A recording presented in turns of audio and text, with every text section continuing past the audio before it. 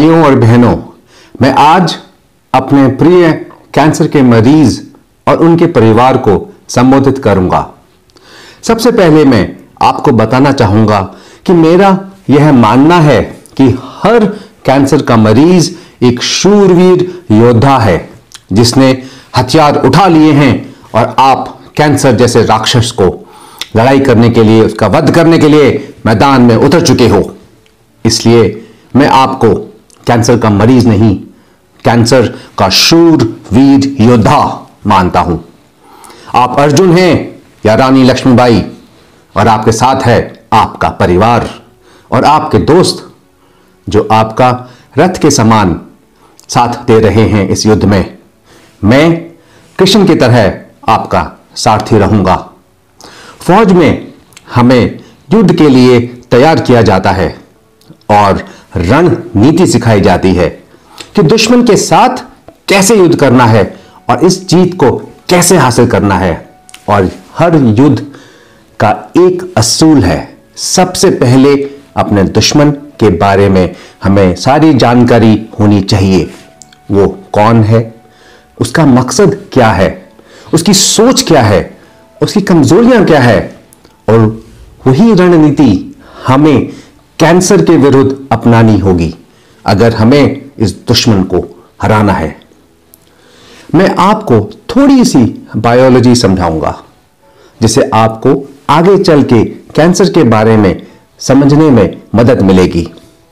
जिस तरह से एक इमारत यानी बिल्डिंग ईंटों की बनी होती है, उसी प्रकार हम मानव भी छोटी छोटी ईंटों से बने हुए हैं। इन ईंटों को हम सेल कहते हैं। सेल कहते हैं।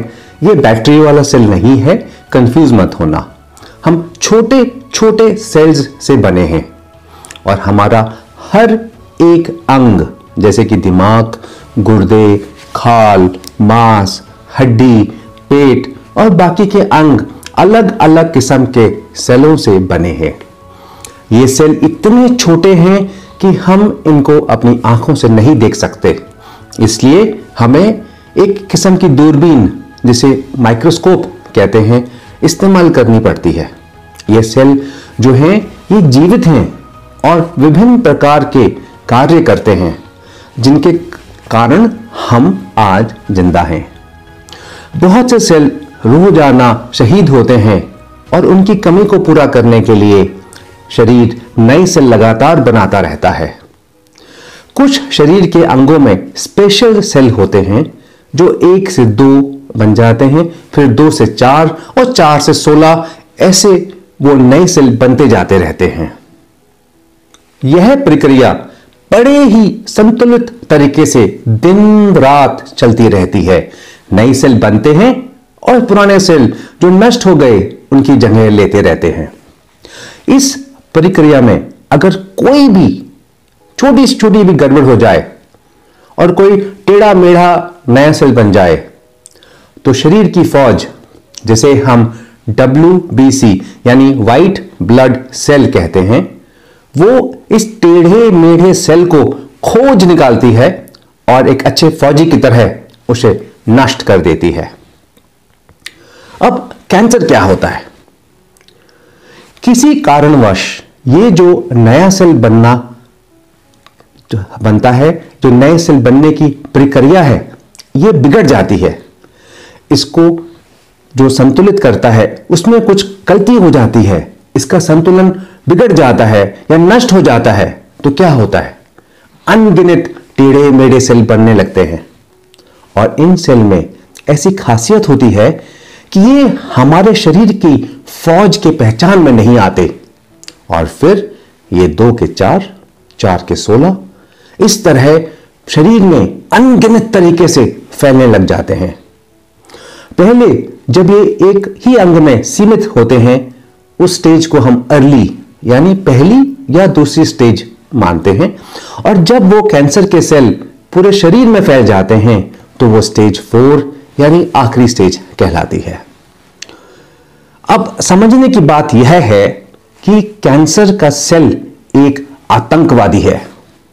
यह एहसान फरामोश हमारे शरीर का होने के बाद भी यह हमारा नहीं है, यह बहरूबिया है, और इसलिए यह हमारे शरीर की फौज, जैसे मैंने आपको बताया व्हाइट ब्लड सेल कहलाती है, यह उनसे बच निकलता है।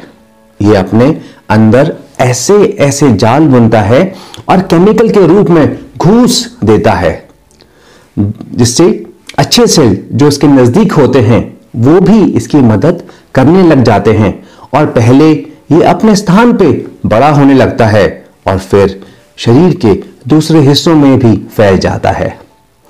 ये युद्ध के सारे तरीकों का अपनाता है, जालसाजी, शक्ल बदलना, घूस दे के फायदा उठाना, और फिर ये हम पर जब वार करता है जब हमें इसके लिए तैयार नहीं होते। भाई और बहनों, लेकिन हम भी किसी से कम नहीं हैं। इसकी बहुत सी तरकीबें हमने साइंस और टेक्नोलॉजी की मदद से समझ ली हैं और उसका तोड़ निकाल लिया है, और हमने विभिन्न विभिन्न प्रकार की दवाइयां और इलाज के तरीकों से ढूंढ निकाला है, और आगे दुनिया भर के साइंटिस्ट इसका इलाज ढूंढने में लगे हुए हैं, और लगभग हर हफ्ते नई नई दवाइयों की खोज हो रही है। मेरी एक कोशिश यह भी होगी कि आपको इन सब नई नई दवाइयों और खोज के बारे में समय समय पर मैं आपको अवगत कराता रहूं, जिससे हम इस कैंसर से जीत पाए। सोचने की बात एक और है, कैंसर जितनी शारीरिक बीमारी है उतनी ही मानसिक है। मतलब ये इंसान को दोनों तरह से कमजोर करती है, पहले शारीरिक तौर से और फिर मानसिक कमजोरी पैदा करती है, जिससे कैंसर का योद्धा कैंसर से डर जाता है और अपने हथियार डाल देता है और कैंसर से हार जाता है। मेरे बहुत से भाई बहन हैं जो कैंसर के मानसिक वार के पहलू को नहीं समझते और बार बार कैंसर के बारे में सोच सोच कर जख्मी होते हैं, और आखिरकार वो इस कैंसर से डरकर हार जाते हैं, जीने की तमन्ना को ही खो देते हैं, और कैंसर उन्हें अपने आगोश में समेट लेता है। मैं ये हरगिज नहीं चाहता कि मेरा कोई भी भारत का कैंसर का मरीज, कोई भी कैंसर का शूरवीर कैंसर से हार जाए, और इसलिए मैं आज आपको यही समझाने की कोशिश कर रहा हूं कि हमें कैंसर से बिल्कुल नहीं डरना है। लड़ाई में पहला असूल है, अपने दुश्मन से मत डरो। अगर आप डर गए तो हार जाओगे, इसलिए आपको कैंसर से बिल्कुल नहीं डरना है। इससे पहले कि मैं आपको बताऊं, मैं आपसे पूछता हूं कि हम कैंसर शब्द से क्यों डरते हैं। आप कमेंट सेक्शन में जरूर लिखिएगा। मैंने जितने भी अपने कैंसर के शूरवीरों से पूछा, उन्होंने दो चीज कही। पहली कि जब भी हमें कैंसर का नाम सुनने को मिलता है तो ये ख्याल आता है कि कैंसर एक ऐसी खतरनाक बीमारी है जिसका कोई इलाज नहीं है। दूसरा, कैंसर जानलेवा है, इसलिए हमें एक डर सा लगता है कैंसर का नाम सुन के। भाइयों और बहनों, मैं इन दोनों विचारों से सहमत नहीं हूं, और यदि आपके दिमाग में भी ये दोनों ख्याल आते हैं तो आप भी जो मैं कहूं उसे ध्यान से सुने और समझें। पहला, माना कि सभी कैंसरों का इलाज नहीं है, लेकिन बहुत से कैंसर हैं ऐसे कि हम उन्हें आज की तारीख में इलाज कर सकते हैं। और मैं यह भी आपको बताना चाहता हूं कि लगभग सभी स्टेज 1 और 2 यानी अर्ली स्टेज के कैंसर का हमारे पास तोड़ है, जिससे कि हम इलाज, उपचार नहीं इलाज, यानी उस कैंसर को हम शरीर से बिल्कुल जड़ से उखाड़ सकते हैं और परमानेंट इलाज हो जाता है। साइंस और टेक्नोलॉजी का जमाना है। ऐसी दवाइयां हमने खोज निकाली हैं, जैसे कि इम्यूनोथेरेपी, टारगेटेड थेरेपी। इनके विषय में मैं आपको बाद में बताऊंगा। और क्या क्या हम बहुत हद तक कैंसर को कंट्रोल भी कर सकते हैं। हां, थोड़े कैंसर ऐसे भी हैं उनका हम इलाज नहीं कर सकते, लेकिन उपचार कर सकते हैं। अब आप कहेंगे कि इलाज और उपचार में क्या फर्क है?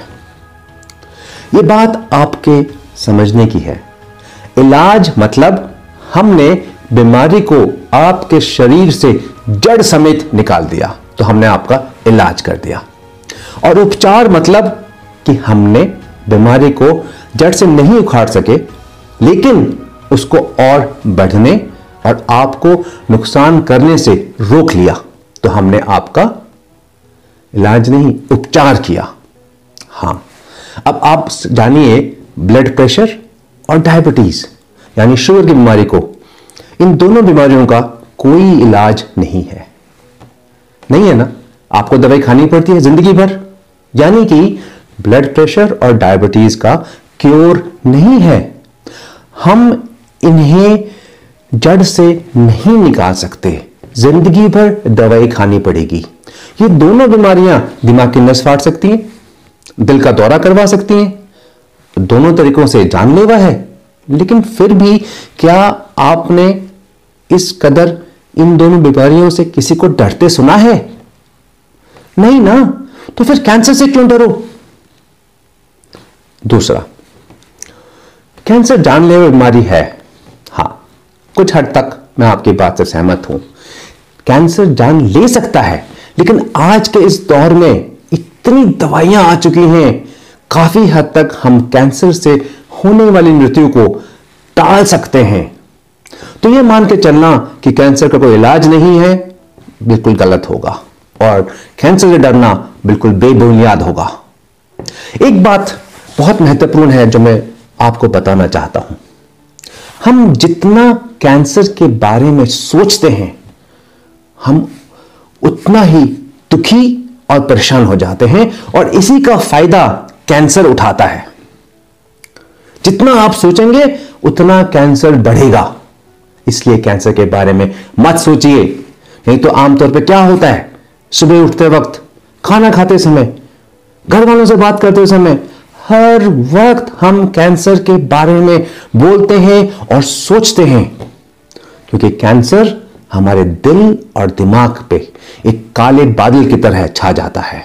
उसका नतीजा धीरे धीरे हमारी पूरी दुनिया सिर्फ कैंसर तक सीमित रह जाती है, और हम अपनी जिंदगी की बागडोर कैंसर के हाथ में थमा देते हैं।